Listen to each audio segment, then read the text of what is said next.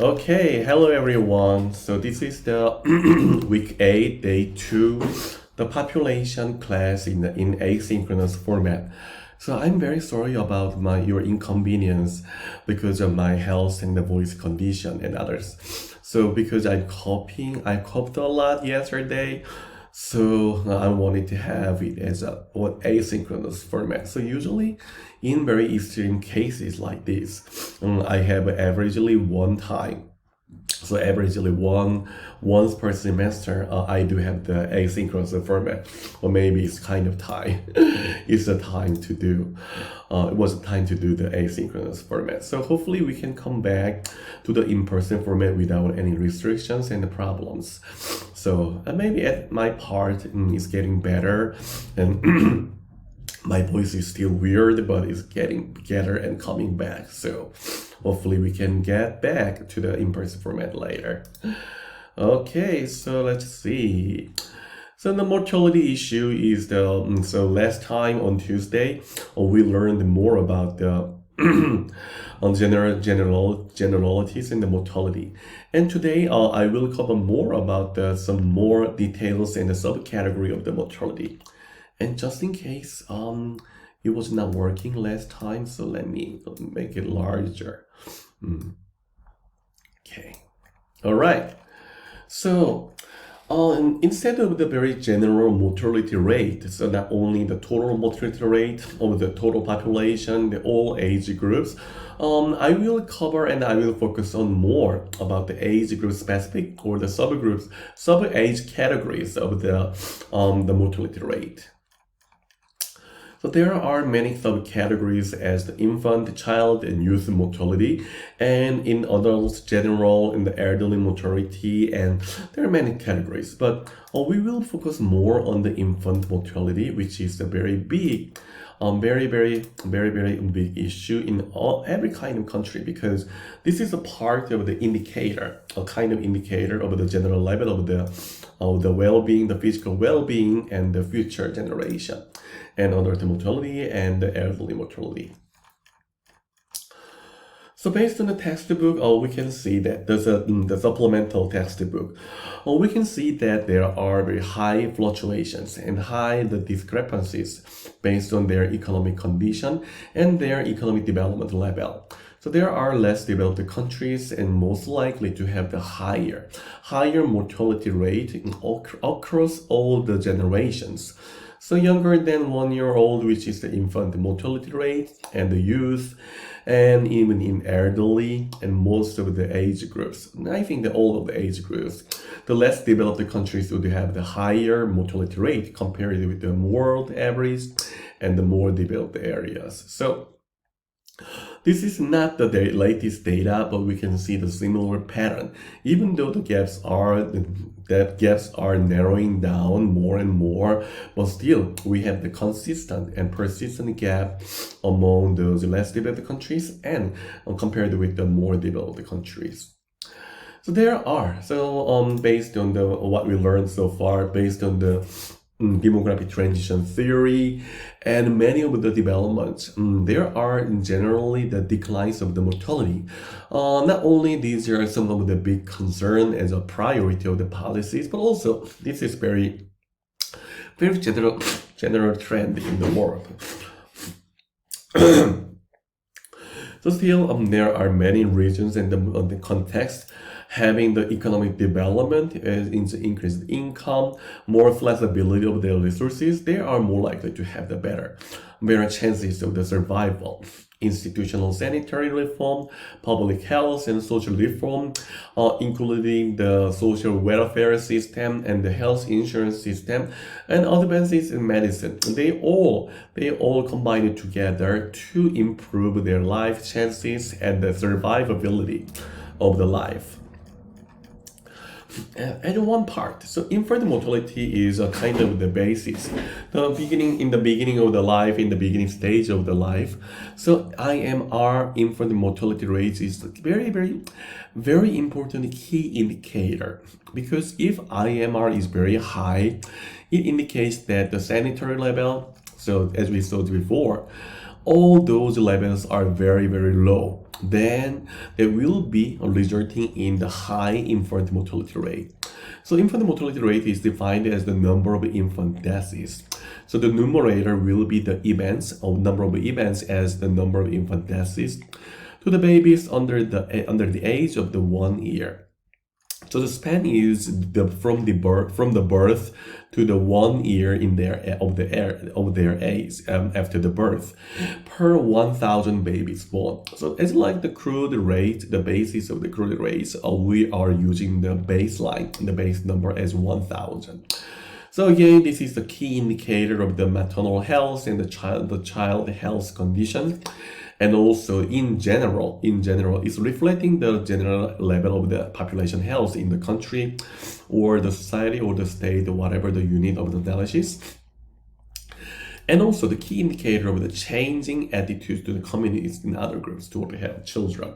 Because it means that if we have more investigation, for example, more improvement in sanitary system, more improvement in the maternal health and the children's and the infant health, these are impacted a lot.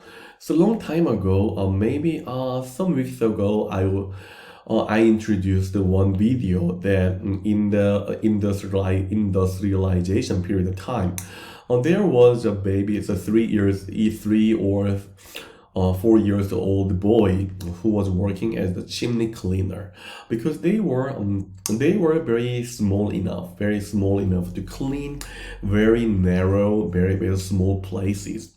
So at that point of time, not only infant mortality because of the hygiene and the sanitary issues, but the youth mortality rate were very high compared with the contemporary society, because they were participating many of the industrial works, and there were many chances of the accidents pressed by the factory machine, and many of the infections and more and more.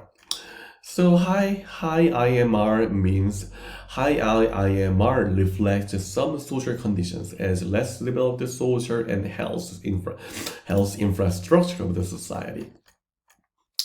So again, the IMR is a very important key indicator of the well-being of the country and the society. And also, as I just mentioned about the chimney cleaner of the 3 or 4 years old boy in the time of the industrialization period of time. So at that point of time, children were seen as the resource of their economic investment. So it means that if you have 5 or even 10 children, 10 living children, it means that you have 10 workers, not only the parents and the adult workers, and you'd have the 10 additional workers to earn on their cost of living and others.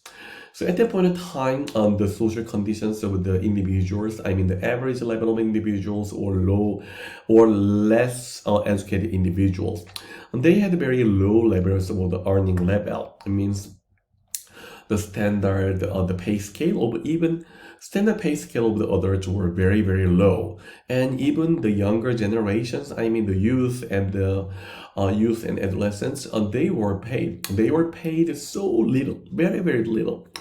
So until late in the 1800s, it was very common. It was very common to have IMR, which is the infant mortality rate, from the birth to the 1 year old. It was around 200 plus out of 1,000. So it means that if there were 1,000 live births, more than 200 babies cannot live longer than 1 year. So around the mortality rate was more than 20% of the newborn babies. So that's very high. It means that, so application of the real example, if you have so if you have a chance to have a baby or later, if you have 5 children, 1 baby will die within 1 year after the birth, so which is very high. But anyway, based on the development of the economic condition and the higher income, and altogether, general decrease of the mortality were contributed by the decrease in many of the infections, I mean communicable disease of the underdeveloped countries or the lower development level of the countries in the civilization. And the infectious disease and the parasitic disease, those were reduced a lot, unfortunately. So that impacted a lot in the decrease of the infant mortality in general. So application in the contemporary data based on the CDC data in 2020. So this is a quintile, which means the 5 stages. So from the lowest infant mortality rate and to the highest mortality rate, and divided as the 5 stages in the 5 categories, and showing from the highest and the lowest. So the lighter color means the lower level of the infant mortality. So the West Coast and many of the East Coast countries, and the Minnesota and Iowa, they would have the lower infant mortality rate. But compared with them, South Dakota, Kansas, maybe North. I'm still not familiar with the abbreviation of the states. But Mississippi and Louisiana, and there are many, Missouri and North and the South Carolina and West Virginia. So some of the states would have the more and the higher level of the infant mortality compared with the other states. So in this point of time in 2020, which is the latest data, the highest level of strata is a little bit higher than 8, which means 8 deaths out of 1,000 babies in the newborn babies. But in 2005, the pattern is very similar. Louisiana and Mississippi and many of the southern states, they are more likely to have the higher infant mortality rate. But the stages, I mean the categories, or each category would have the higher level of the infant mortality rate, because the highest strata in 2020 was 7 through 8, but in 2005 it was 10 through 11, which is very high. So in general, there are the general improvement of the hygiene and levels of the improvement in the mortality rate. I mean the lowering down and the reduction of the infant mortality rate, but still far to go, even though it's very lower than other countries, but it's still those levels of the infant mortality are higher than other developed countries. So that might be some issue. And IMR in the world, based on the World Bank data, so distribution is very similar for the male babies and the female babies. But we can see that many of the less developed countries and the less developed societies are more likely to have the very high level of the infant mortality rate. So the darker color, the darker blue of many of the African countries, in both for male and female, we can see that up to, so higher than 41.7, which means it's around 4% of the babies, because it's out of 1,000. Still, it's very high. It means that 4%. So out of 1,041 and out of 100, around 4 babies are dying within 1 year after their birth. So similar pattern in general, but in general, unfortunately, less developed countries are more likely to have the higher infant mortality rate, which is a kind of the future directions of the policies. We need to have the more investment to lower down the infant mortality rate on those countries. So this is the very general level of the infant mortality rate, but so far maybe from now we can see more details, so more subdivisions of the infant mortality rate other than the general infant mortality rate. So the first one is the neonatal, so the most earliest period in their infancy. So neonatal mortality rate is measured from the first 4 weeks of the life. So from the birth date and day of the birth up to 4 weeks of their lifespan. And actually this is the highest, the most least period of the time in their life. So maybe except on excluding their the height, the age, this L or this old period of time is very high.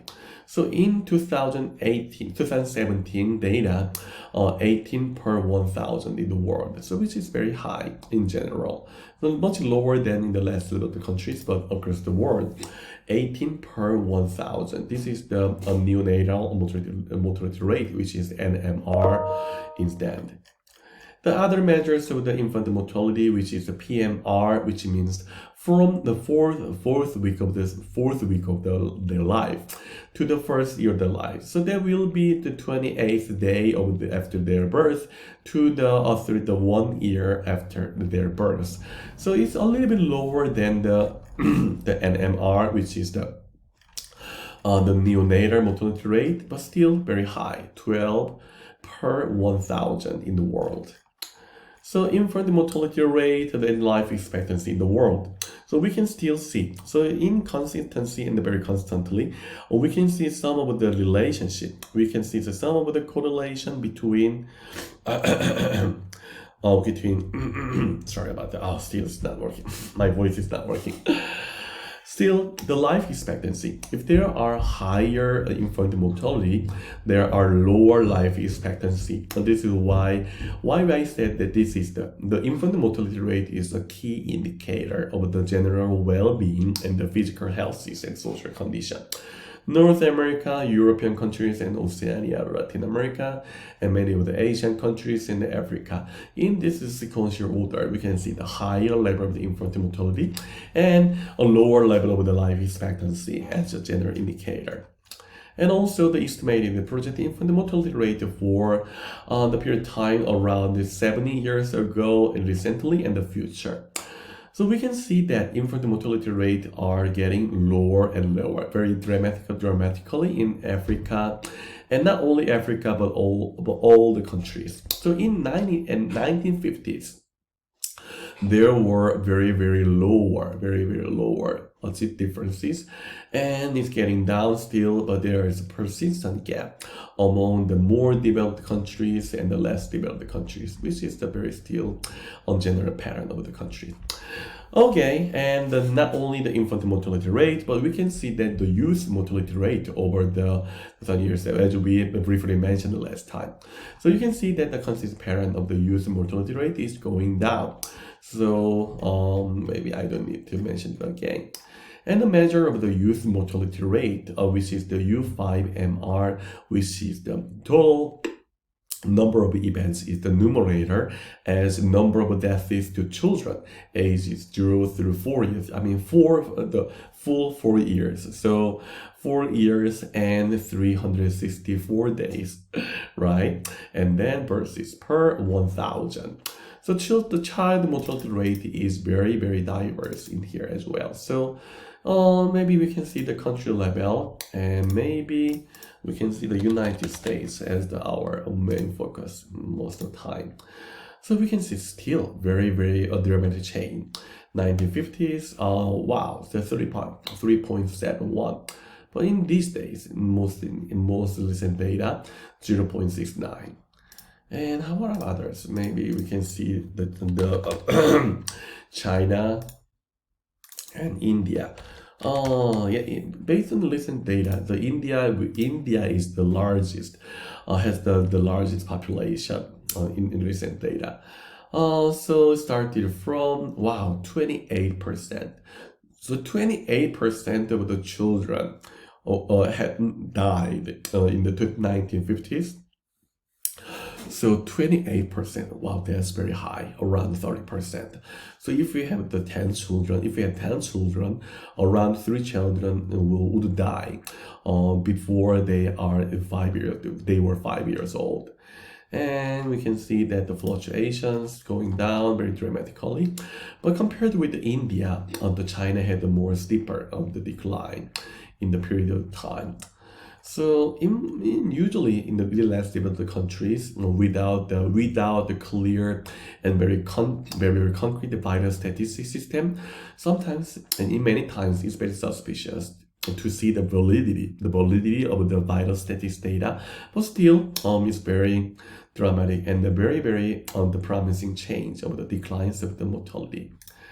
And maybe some other countries, maybe Sudan, we saw many of time in your exam. Yeah, 23, and still the 6, which is very high still. So we can see that many of the fluctuations. And it's the major mortality of 1,000 verses in our supplement textbook. So in the world in 1990s and 2016, there were very deep, very steep decline in many of the countries. IMR and neonatal mortality rate and the youth mortality rate. We can see many of the fluctuations. So maybe in the quarter semester quiz or others, we can maybe you can expect to have this kind of the table, and I would ask you to make an interpretation. For example, in terms of IMR, we could see some of the highest decline in Latin America and the Caribbean country. But in neonatal mortality rate, there's still the European country would have the better or more improvement because there were more decline. So this type of the interpretation would be expected and expected in the questions in the quarter semester quiz or final exam. Now, and other mortality. So not only based on the textbook, the main textbook, the supplemental textbook was very helpful for you. And adult mortality. So this is very relevant to the topic in the next chapter, obviously morbidity and the health. But the mortality is a part of the health topic, which is determined by the wide range of the influential factors, including social factors and the behavior and the health indicators and the biological factors and all together. There are many of the demographic factors, including the older generations. So in theory and naturally, the older generations are more vulnerable and easy to have the higher mortality rate compared with the younger generations. And in terms of the sex, as we saw in the sex chapter of the sex ratio and the population studies in the sex, males are more likely to have the higher mortality rate across most of the age groups and across most of the countries. And less in ethnicity, the minority members are more likely to have the higher mortality rate compared with the majority races. I mean, many of the non-Hispanic whites. But there is a social phenomenon called the Hispanic paradox. Maybe next time, probably next chapter, we will have the chance to talk about that. But in summary, in simply, the first generation Hispanics, I mean non-white Hispanics, they are more likely, they are generally and averagely have the lower level of education, lower level of the occupational prestige in general. But very surprisingly, many of the health indicators say that they are better condition. They are in the better condition compared with many of the minority members and even better than non-Hispanic whites. So this is the Hispanic paradox, because they would have the lower social conditions, but they are more likely to have the better health conditions. Yeah, I will continue that topic later in the chapter later, but it's very surprising and very interesting topic. And the nativity, so based on the country of origin, not only in the US, but also, as we could see in the many of the maps and the less developed and the areas and the countries, we could see many of the differentiations based on their country and the society. And maybe other demographic factors. New demographic factors are the LGBT and the sexual orientation, because usually the transgender people, they are more likely to have the lower health conditions because of the lower access to the healthcare services so far. In these days, they have the guarantee, they have some of the guaranteed access of the healthcare, but still, they have the less one. Yeah, and then there are many of the things. So the social factors as education, if they have the higher education, if they would have the high education, they are more likely to have the better health conditions and maybe lower mortality.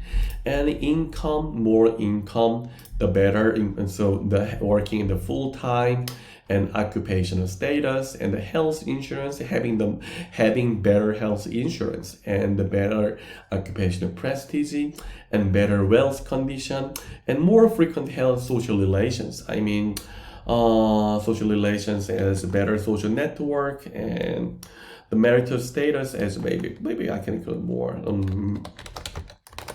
marital status and maybe more frequent friendship or social network, for example, and the neighborhoods and more involvement in the social groups altogether. These are not always, but more likely to be the better conditions in their health condition. And geographic variations, as you learned in many of the classes, as the segregation issues. So in the United States, the segregation issue is very big one.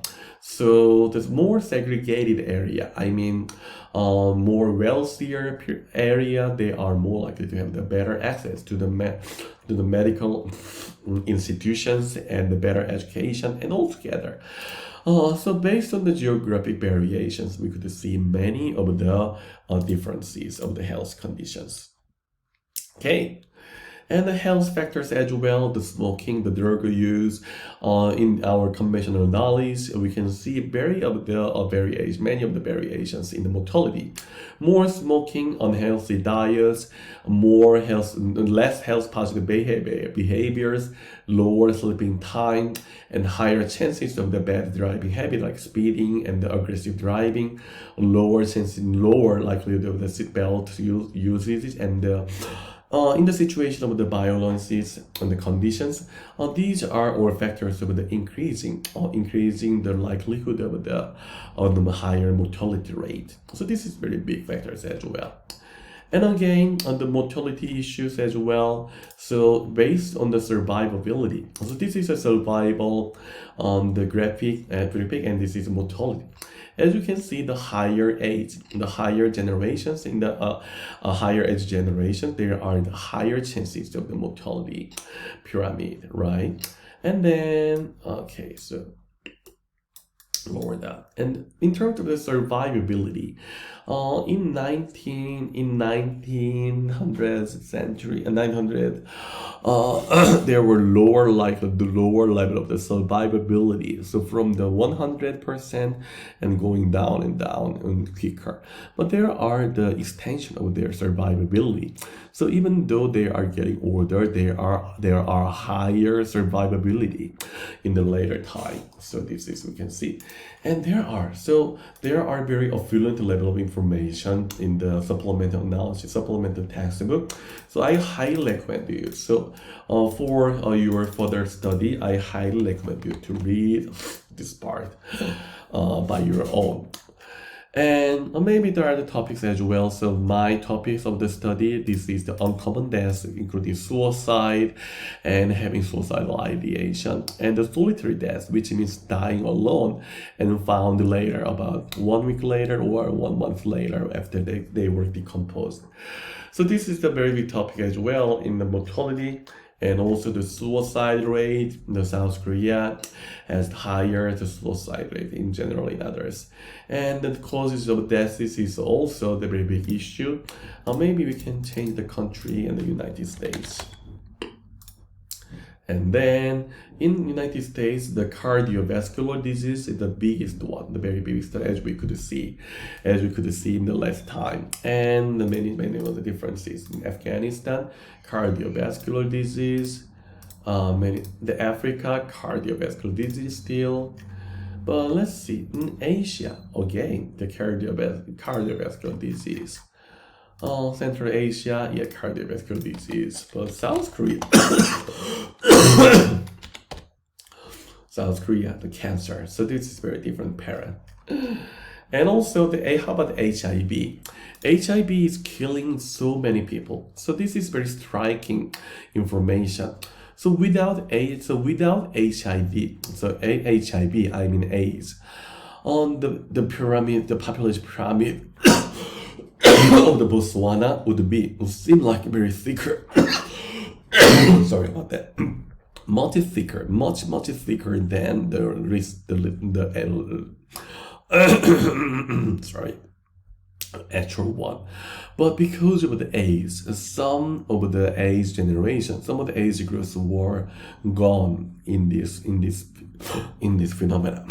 So we can see that some of the disease, some of the many communicable disease, or the sometimes man-made disease considered, there are very drastic impact on their life in terms of their lifespan and mortality. And percent distribution of the age versus non-age deaths is for the age group. So most of the age deaths, HB deaths are concentrated on the younger generation compared with the elderly or in the adolescent period of time. But very unfortunately, they are. So usually they are inherited. So not only based on the sexual intercourse, so I would not say not always, but most likely to be having the inherited from their parents. So before they born, their parents would have the infected of the AIDS and HIV, and they were born with the HIV already. So that might be a kind of a thing we can see in the mortality. Okay, so sorry, I'm sorry again about your inconvenience because of with my bad voice and frequent coughing. And let me stop here because of it might be very big burden for you to watch the long video. Okay, so we will cover more details of the health inequality in next week. So see you again next week, hopefully in person, with the new topics in the health condition and the morbidity. Thank you very much for your attention and see you next week.